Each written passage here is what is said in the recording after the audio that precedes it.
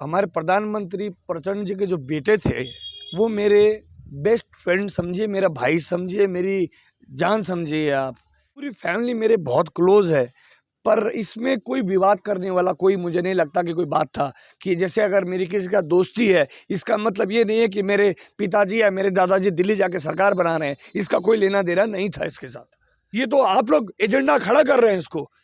हम इस एजेंडा में ही नहीं है। हम चाहते हैं विकास। लेकिन अंगद सिंह को लोग नहीं ना जानता है। 4 नंबर क्षेत्र परसा जिला के लोग नहीं जानता है। आप पे काहे मोहर लगाएगा, आपके चुनाव चिन्ह पे काहे मोहर लगाएगा? अब समा दिखाएगा, समा आप लोगों को बताएगा कि समय से कैसे होगा और लोगों के साथ हम कैसे जुड़ते हैं, ये तो समा बताएगा। जो हिंदू मुसलमान का बार बार विवाद आता है, ये विवाद नहीं है। हमारे बीच में कोई दुश्मनी नहीं है। यादव भी एक है, खान भी एक है।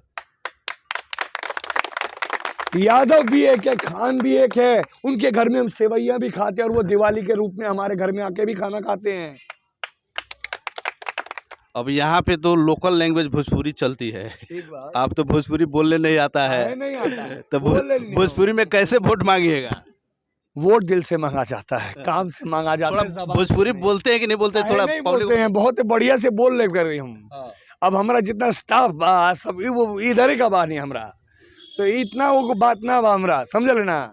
बात का बाकी कि हम जवान से वोट लेने नहीं आए हैं, काम दिखा के वोट लेने आए हैं।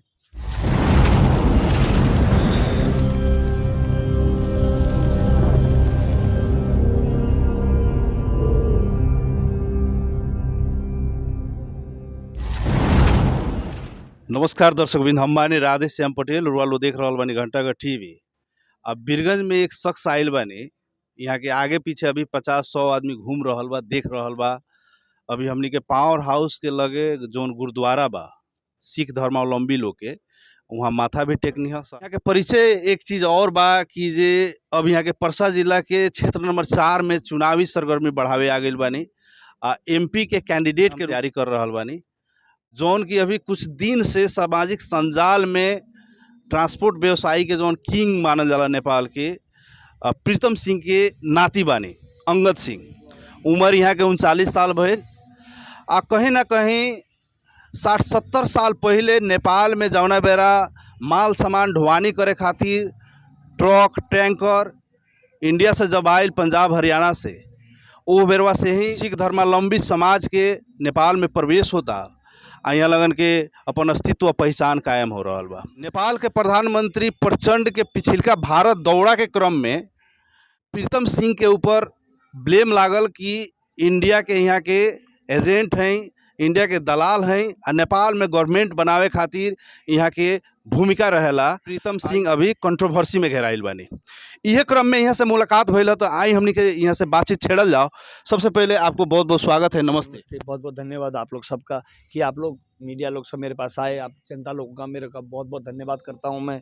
बहुत ज़्यादा ही आप लोग के फैमिली अभी मतलब विवाद में घिरी हुई है, कारण क्या है और इससे आप लोग को मतलब कितना प्रेशर हुआ है, तनाव में है? देखिए, एक बात बड़ी एक साधारण सी बात है कि दोस्ती करना कोई गुनाह नहीं है। हमारे प्रधानमंत्री प्रचंड जी के जो बेटे थे वो मेरे बेस्ट फ्रेंड समझिए, मेरा भाई समझिए, मेरी जान समझिए आप। वो थे मेरे बड़े क्लोज रहे हैं पूरा जमाने से। प्रकाश जी। जी। और उनकी पूरी फैमिली मेरे बहुत क्लोज है, पर इसमें कोई विवाद करने वाला कोई मुझे नहीं लगता कि कोई बात था कि जैसे अगर मेरी किसी का दोस्ती है, इसका मतलब ये नहीं है कि मेरे पिताजी या मेरे दादाजी दिल्ली जाके सरकार बना रहे हैं। इसका कोई लेना देना नहीं था इसके साथ। ये बेकार का बात इन लोगों ने खड़ा करके एक ठो अस्थिर सरकार को गिराने की कोशिश की जा रही है। लेकिन मैं इस बात में घोर निंदा करता हूँ। जिन लोगों ने बात ये उठाया है उन लोगों को ये बात समझना चाहिए, एक इंसान का परिवार बीमार था, अगर हमारे घर में रह गया तो मेरी बहन रह गई तो उसमें क्या दिक्कत है। भूमिगत के बाद जब नेपाल में आए, हमारी उनके साथ मुलाकात हुई, उनके बेटे के साथ भी मेरी मुलाकात हुई, उनकी पूरी फैमिली के साथ मुलाकात हुई। मेरे घनिष्ठ रिश्ता उनके साथ भगवान ने बना दिया है, कैसे बना, लेकिन एक घनिष्ठ रिश्ता मेरा उनके साथ बन गया था और बना भी है और बनता ही रहेगा। बिकॉज मैं यहाँ पे राजनीति करके पैसे कमाने के लिए नहीं बैठा हूँ। मैं देश की जनता के लिए, मैं यहाँ के लोगों के लिए कुछ करना चाहता हूँ और आज इतने साल पुराना 62 साल पुराना हम लोगों का एक ठो पूरा लंबा इतिहास है। अगर आप किताब भी पलटा के देखेंगे तो आप लोग को पता चल जाएगा कि कितना बड़ा हमारा इतिहास है, कितना लंबा इतिहास है। लेकिन ये इतिहास के बीच में अगर हम यहाँ पहुँचे हैं, क्यों? बिकॉज मेरे जो दादाजी हैं उनकी जन्मभूमि भारत है, लेकिन कर्म भूमि नेपाल है। और सबसे पहले नाका से 238 नंबर का गाड़ी जो है नेपाल से अंदर आया था। हम लोग 3 टैंकर लेके आए थे। अभी जो टैंकर का बात कर रहे हैं, आजकल टैंकर व्यवसाय का बात कर रहे हैं, सबसे पहले जो टैंकर जाता था, जो तेल जाता था काठमांडू को, वो ड्रम से जाता था। ड्रम में हम लोग सप्लाई करते थे सबसे पहले, समझे हैं। उसके बाद आस्ते जाके हम लोगों का 12 केल की गाड़ी हमारी उसके बाद आई। उसके बाद अब तो 24 केल तक चली गई है। तो ये सब मतलब कि रास्ता बनाने से लेके अधिराज भर में सरदार प्रीतम सिंह जी की बहुत बड़ी भूमिका है। और मैं यहाँ पे इसलिए आया हूँ कि आज जो प्यार मेरे लोग मुझे दिखा रहे हैं, मुझे विश्वास है कि मैं ना पार्टी से लड़ना चाहता हूँ, मैं किसी पार्टी के साथ जुड़ा भी नहीं और ना मैं किसी पार्टी के साथ जुड़ना चाहता हूँ। जो कॉन्स्टिट्यूंसी होगी, जितनी मेरी जगह होगी, मैं वहाँ पे आप लोगों के लिए एक बढ़िया, बहुत ही बेहतरीन चीज़ बनाना चाहता हूँ। सबसे पहले बताइए कि जे आपका मतलब नागरिकता है, यहाँ पे लीगली आप चुनाव लड़ने के लिए योग्य हैं? बिल्कुल है, क्यों नहीं है। मेरे पिताजी का नागरिकता है, मेरा नागरिकता है। क्या वंशज नागरिकता है? वंशज नागरिकता है मेरा। वंशज नागरिकता। जी। अच्छा, एक बात बताइए, आप जब बाहर के आके यहाँ पे चुनाव लड़ेंगे, यहाँ के लोकल लोग आपको सपोर्ट करेंगे? ज़रूर उम्मीद है। मैं बाहर का नहीं हूँ, मैं इनका अपना हूँ। लेकिन आप तो यहाँ पे परसा जिला में नहीं ना रहते हैं, काठमांडू रहते हैं। काठमांडू से आके आप पैराशूट कैंडिडेट के रूप में यहाँ पे चुनावी अखाड़े में आएंगे, तो आप चुनाव जीतने की संभावनाएं कितनी है? 100% है, 100% है। और हम लोग जीत के जाएंगे यहाँ से, क्योंकि ये मैं कोई राजनीतिक खेल और पैसे का खेल खेलने नहीं आया हूँ यहाँ। नहीं, आपके मेरा पास पैसा है, इसीलिए पैसे से कई वोटर खरीद के चुनाव जीतना है, वो भी एजेंडा हो सकता है। मेरे पास कोई एजेंडा नहीं है। स्वतंत्र हिसाब से चुनाव लड़ना चाहते हैं कि कोई पार्टी के बैनर तले लड़े? हम कोई बैनर के नीचे नहीं लड़ रहे हैं, हम एकदम स्वतंत्र लड़ेंगे।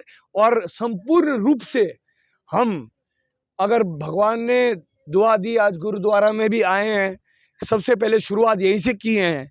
और मैं आज विश्वास रखता हूँ कि मेरे दादाजी ने, मेरे फैमिली ने, हमारे सिख समुदाय ने जो नेपाल में किया है, और मैं विश्वास रखता हूँ कि लोग मेरा साथ ज़रूर इसमें देंगे। क्योंकि मेरा ट्रांसपोर्ट व्यवसाय से लेके, गारमेंट से लेके, रेस्टोरेंट से लेके, स्कूल तक, एक शिक्षा तक बहुत बड़ी एक भूमिका मेरे दादाजी ने खेली हुई है। और काठमांडू में क्या क्या कंपनी अभी रनिंग कर रही है, उसके बारे में अभी हमारा tanker Nepal public motor service Nepal का सबसे पुराना गाड़ी है।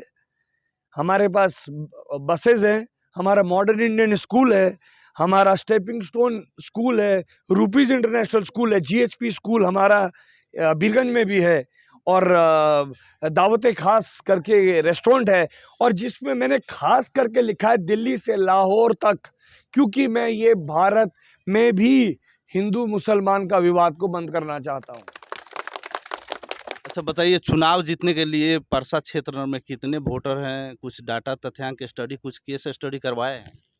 अब स्टडी कराए हैं, लेकिन मैं वोटर को गिन के नहीं जाने वाला हूं। मैं घर घर जाके सबसे मिलूंगा, और मिलने के बाद वो लोग जब मुझे प्यार देंगे, मोहब्बत देंगे, उनके लिए मैं जो कर सकूंगा मैं ज़रूर करूंगा। पूरा डाटा मेरे पास रेडी है, लेकिन अभी मैं इसमें पढ़ना नहीं चाहता। ये आपको अगले इंटरव्यू में आपको हम बताएंगे। कितना पैसा बजट मतलब छुटिया है चुनाव लड़ने के लिए? चोर थोड़े हैं, लड़ने के लिए पैसा नहीं चाहिए, लोगों का प्यार चाहिए। और लोगों का प्यार आप देख रहे हैं, भीड़ कैसे जुड़ रही है, लोग मेरे साथ कैसे जुड़ रहे हैं। क्यों जुड़े हैं? कोई पैसा देके तो कोई नहीं है, कोई आया पैसा देके? तो लोग क्यों जुड़ रहे हैं? हम तो सुने कि खूब अच्छा खासा माल खर्चा कर रहे हैं। ये सब बेकार का बात। देखिए, अफवाहें उड़ती रहती हैं, जैसे दादाजी के नाम पे भी उड़ी है। ये सब बेकार का बात है, इसमें हम लोग ना पड़े तो बेहतर रहेगी। बिकॉज चुनाव में पैसा लड़के अगर जो चुनाव जीतता है, तो वह आपके लिए कभी जिंदगी में व्यवस्थित आपकी जगह को नहीं करेगा। परसा जिला के जो बेटा हैं अब वो चुनाव नहीं जीत सकते हैं आप लोग के सामने। जरूर जीत सकते हैं, क्यों नहीं जीत सकते। जिनका प्यार है, जिनका जिनके जो जो उनको चाहते हैं जरूर वोट देंगे। उनके हाथ में है, डेमोक्रेसी है, लोकतांत्रिक देश है, जिसका जो मन करता है वहां पे डाल सकते हैं वोट, उसमें क्या है। बारह जिला में चुनाव हुआ था जी। तो कहीं ना कहीं उपेंद्र यादव जी जसपा से चुनाव लड़े थे। शिवचंद्र कुशवाहा बारह जिला के ही बासिंदा थे। बहरिया भितरिया कैंडिडेट का उस टाइम हवा चल गया था। कहीं ना कहीं उस समय आपे भी आने वाला है, इसके लिए आप कैसे तैयारी करें? मेरा तैयारी बहुत ही सिंपल तैयारी है मेरी। मैं जो चुनाव लड़ रहा हूँ वो जनता के लिए लड़ रहा हूँ, उनके लिए लड़ रहा हूँ। मैं खुद के लिए नहीं लड़ रहा हूँ, मैं आप लोगों के लिए लड़ने वाला हूँ। मैं आप लोग के विकास के लिए लड़ने के लिए आया हूँ यहाँ। मैं यहाँ पे खुद के लिए लड़ने नहीं आया हूँ। मुझे सांसद नहीं बनना है, मुझे कोई शौक नहीं है। लेकिन आज देश की स्थिति ऐसी है, अगर उस जगह में नहीं पहुँचा तो मैं कुछ कर नहीं पाऊंगा। और मेरा कुछ करने का मेरा मन है। मैं यहाँ पे आया हूँ कि कल जाके आप लोग मुझे अगर एक बार चुनाव जीतने का मौका देंगे तो देखिए उसके 4 साल बाद फिर आपके पास मौका है। यहाँ पे कई लोग हैं, कई मेरे से बेहतर लोग हैं, वो लोग जीतेंगे। अगली बार से मेरी राजनीति करेगा तो हो जाएगा। दर्शक भी निहा बानी अंगद सिंह आवे वाला चुनाव में परसा जिला क्षेत्र नंबर 4 से यहाँ के प्रतिनिधि सभा सदस्य के रूप में चुनाव लड़े वाला बानी कह के यहाँ लगन के दलील बा दावी बा। अब आगे अभी 2-3 साल टाइम बाकी बा, 4 साल समय कैसे बीतते जाए केंगा माहौल बनते जाए।